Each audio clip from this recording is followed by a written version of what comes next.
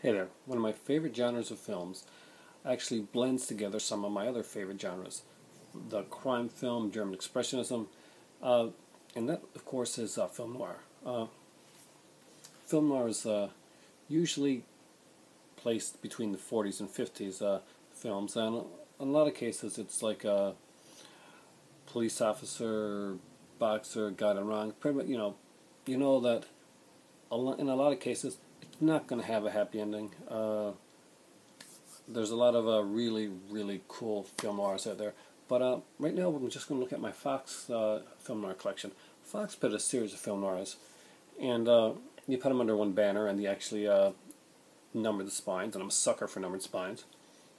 So when they originally came out, I was actually working somewhere else, and I got these long after they'd come out.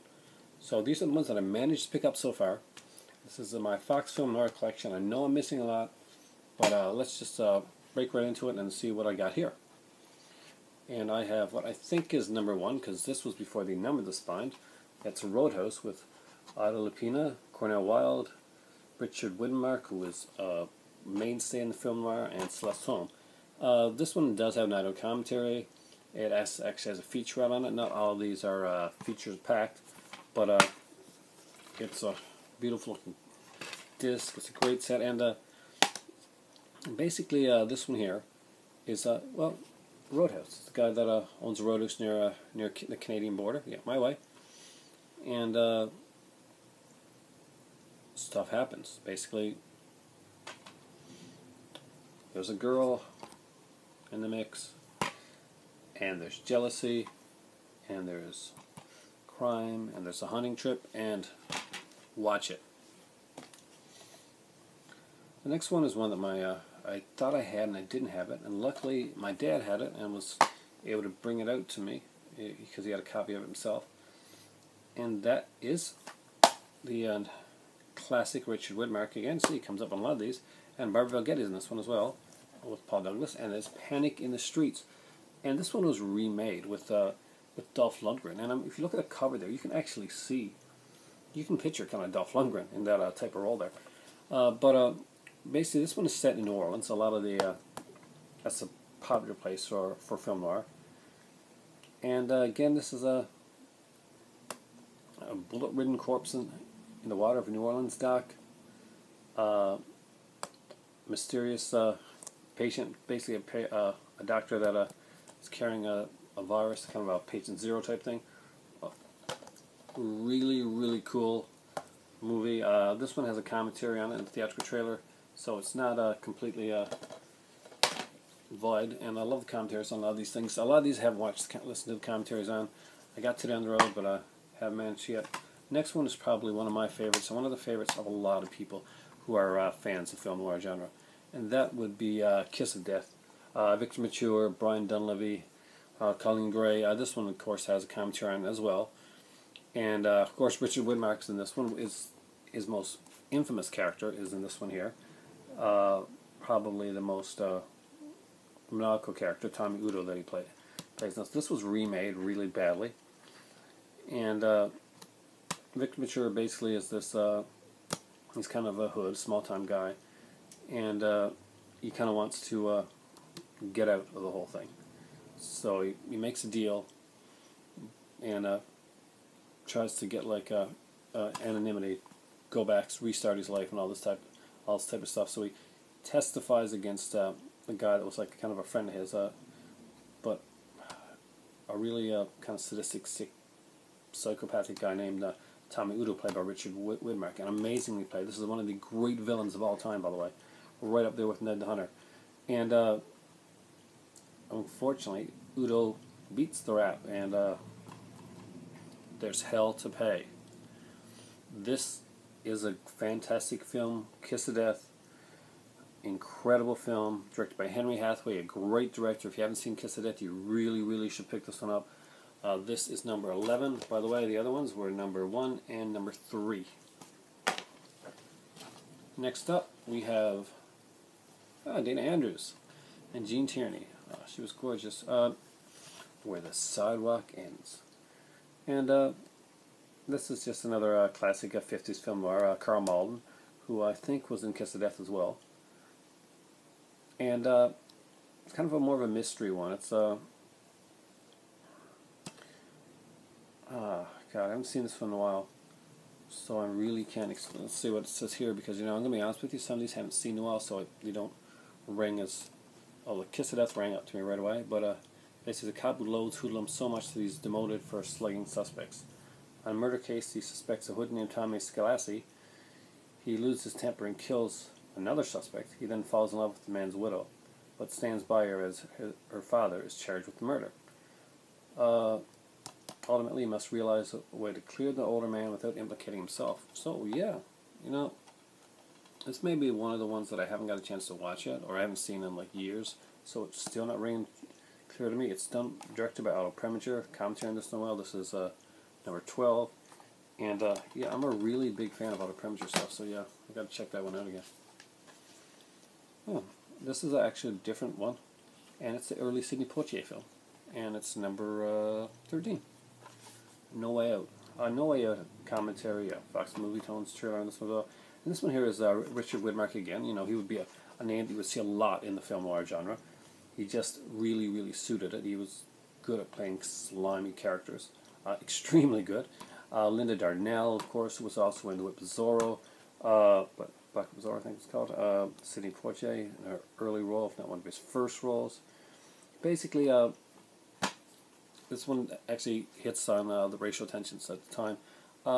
There's got a black doctor, he's an intern, and a white man dies during his care, and his brother, played by Richard Widmark, who's awesome, is a racist, and he goes in to make sure that he pays for what happened. And great film. Joseph Mankiewicz directed this one as well.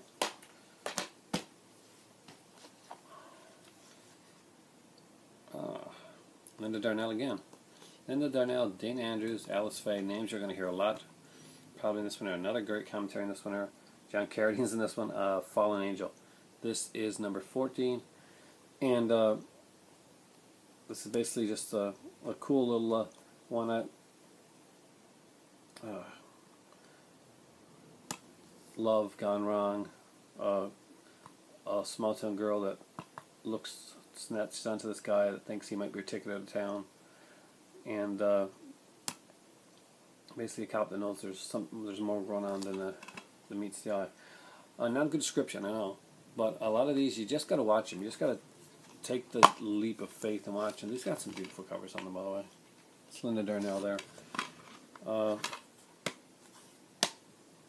Without reading the backs, some of these I'm not going to remember as well, but I just wanted to get into this collection. That's number 14 on the...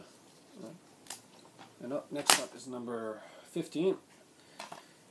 And this one is House on Telegraph Hill. And we get Richard Basehart in this one here. And this one's directed by Robert Wise, who you know from many films. And if you don't, go IMDb that name, because it's a good one. Basically, Victoria's lived through World War II bombings and a relocation camp and has finally immigrated to San Francisco Bay. Now she should be blissfully happy with her devoted husband in their mansion overlooking the bay. But Victoria is not who she seems. Her child belongs to someone else, and her husband and her housekeeper are frightening her half to death. I gotta rewatch this one again too. This is incredible. There's a lot of good ones on this set. Collection. Wish it was a set. I would have had them all. This is one of the harder ones to get. For some reason, it got a recall. By the way, that last one there had audio commentary on set production stills, special shoot gallery, and so.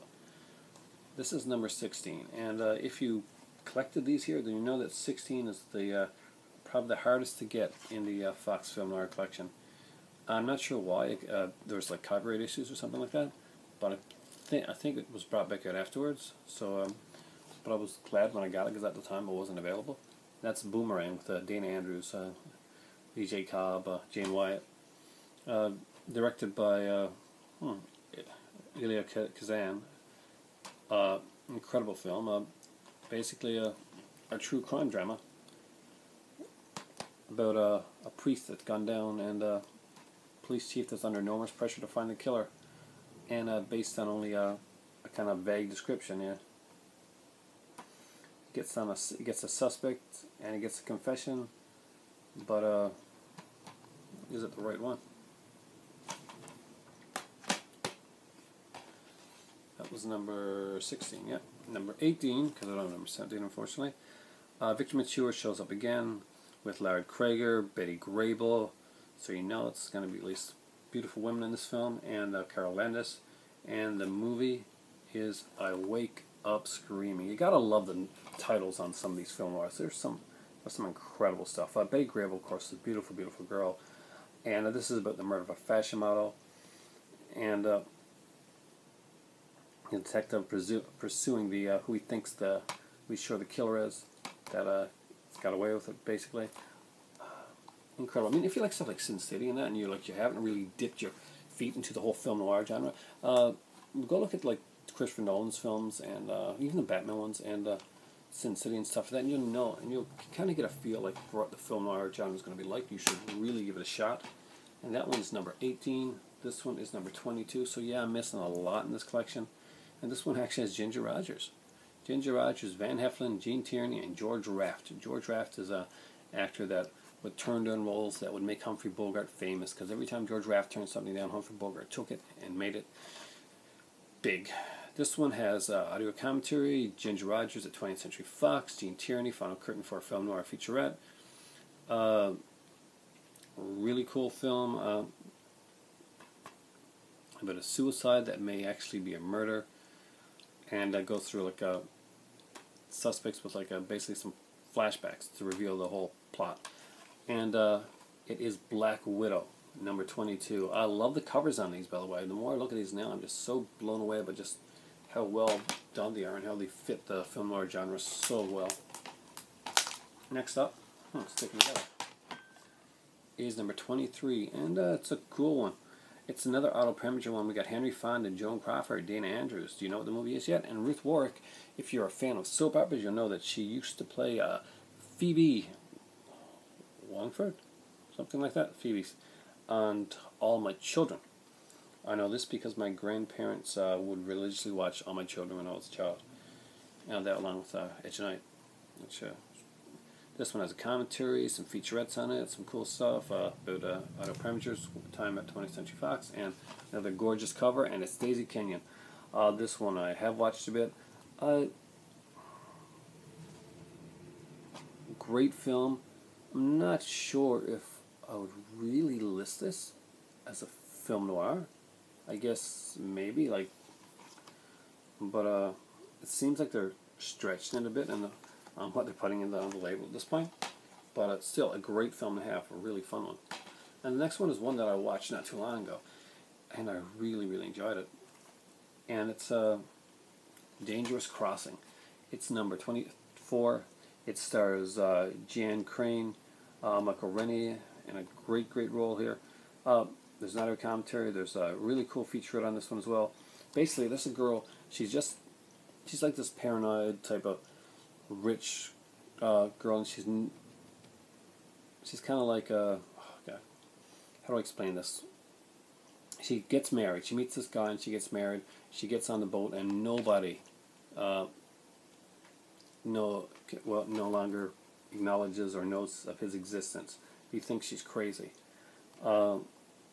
She's desperately trying to let people know that she's not crazy, that there is a husband out there, that she is married, he's disappeared, she needs help to find him. She doesn't know if he's alive, if he's dead, what the hell's going on. This was a John Dixon Carr radio play originally called Cabin B13. It's really, really good. I gotta say, it's one of the ones that I picked up as a blind buy. I knew nothing about Dangerous Crossing before I bought it. I have some great booklets on some of these, but it is seriously my favorite out of the ones that I've watched so far. Yes, I'm missing a lot. I'm missing Laura. I'm missing a bunch of them, but those are the ones that I could find around here so far. Hopefully, I'll get more down the road. I do want to have a complete collection of the Fox Film Noir sets. Thanks again, guys. Right now, my voice is going. I don't know if you can tell or not, but it really, really, really is time for tea.